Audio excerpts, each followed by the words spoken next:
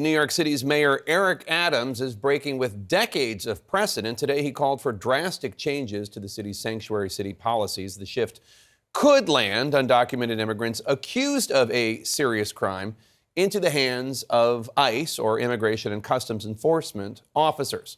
The mayor's new push comes in the wake of several high-profile crimes involving recently arrived migrants in the city of New York, including the recent shooting of a tourist during a robbery inside a Times Square clothing store.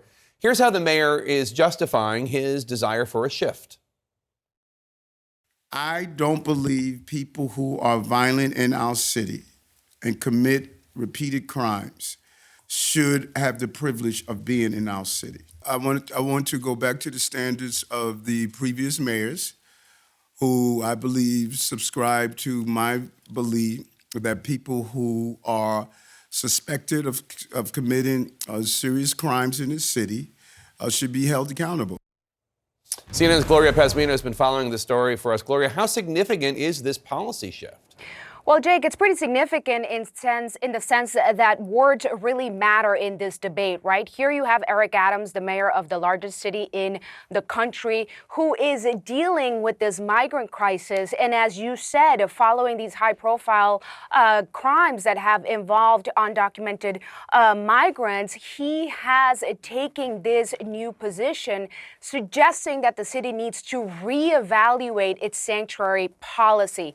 Now, New York has had sanctuary city policies on its books going back all the way to the 1980s. Mayor Ed Koch was mayor, but those changes were enshrined into law in 2014. And essentially what they say is that the NYPD cannot cooperate with federal authorities to enforce immigration law. One thing that's important that's gotten lost in the discussion here is that there are exceptions in the law where people who are convicted, and that is the key word there, convicted of certain crimes, including violent offenses, are eventually turned over to immigration enforcement.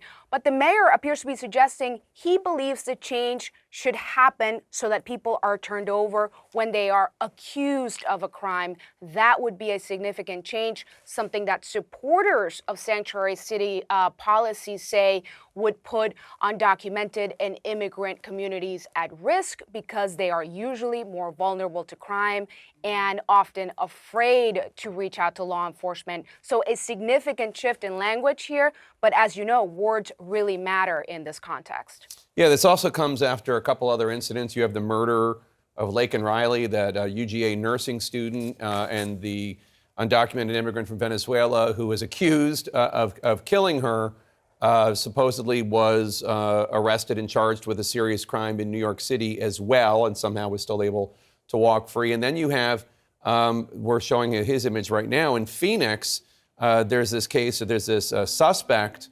who the local Maricopa County prosecutor refuses to extradite him back to New York because, I believe she's a woman, she says, the prosecutor says, she doesn't trust New York to handle this case because it is a sanctuary city, right? So, I mean, it's not just that incident that we talked about at the top with the murder or the assault in the store, it's also these other cases. Yeah, and that's why this is so significant, because we've had these high-profile cases, and we've seen how the political conversation has sometimes dominated what should happen during what's essentially the right to due process, right? In the case of Arizona, the DA there has sort of taken a political position saying that the DA here in Manhattan isn't going to properly prosecute the case that this man is accused in. One thing to remember here, Jake, is that these crimes that you just mentioned, if these people were to be convicted of those offenses, the likeliest outcome is that they would be convicted, that they would be deported at the ending of their process. And that's what the whole argument is around, the right to due process and whether or not people are going to get it in the front end of allegedly committing a crime or not, if they'll just be turned over to ICE and likely deported without that right to due process.